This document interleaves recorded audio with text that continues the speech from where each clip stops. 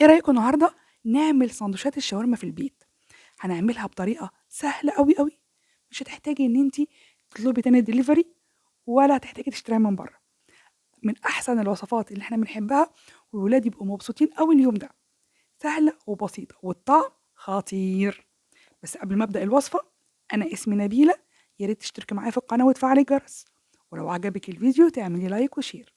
انا عندي هنا صدور فراخ قطعتها شرايح، وكمان عندي بصلايه او بصلتين. انا عندي كيلو من الفراخ، حطيت عليه بصلتين كبار، من قطعتهم طرنشات رفيعه كده وحطيتهم عليه.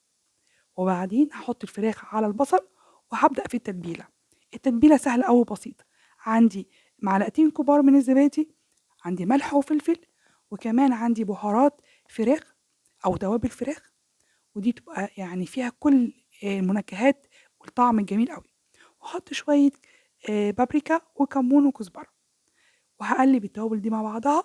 وبعدين هضيف ربع كوبايه من الزيت، وهقلب تاني كده، وهغطيها بستريتش واحطها في التلاجة، يعني اقل حاجه ساعتين.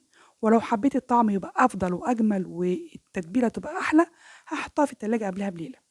ولما اجي اطلعها بقى، اكون مسخنه عندي طاسه جامد قوي وهنزلها فيها مره واحده. اول ما تخش معايا في السوا كده تستوي، هاخد الميه والسوائل اللي نزلت منها واحطها على جنب. هقول لكم انا عاوزاها في ايه. وبعدين هحمص كده بس الفراخ كده شويه، عشان مش عاوزه يبقى فيها نسبه ميه في الساندوتش بتاعي. وبعدين هاجي بقى اجيب العيش السوري. العيش ده موجود في كل مكان ومنتشر قوي. هاخد طبقتين من العيش، وهبدا ان انا احط توميه.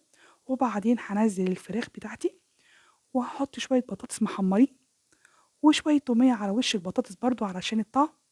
وهلف الساندوتش بالطريقه دي.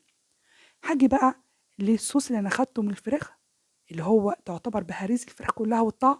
هنزل فيها الساندوتش والفه من كل ناحيه علشان يتشرب بطعم والميه بتاعت الفراخ.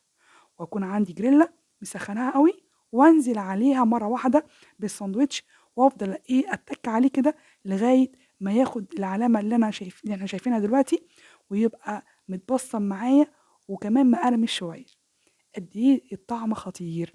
يلا قومي جربيها هتعجبك قوي. وان عجبتك الوصفه اعملي لايك وشير.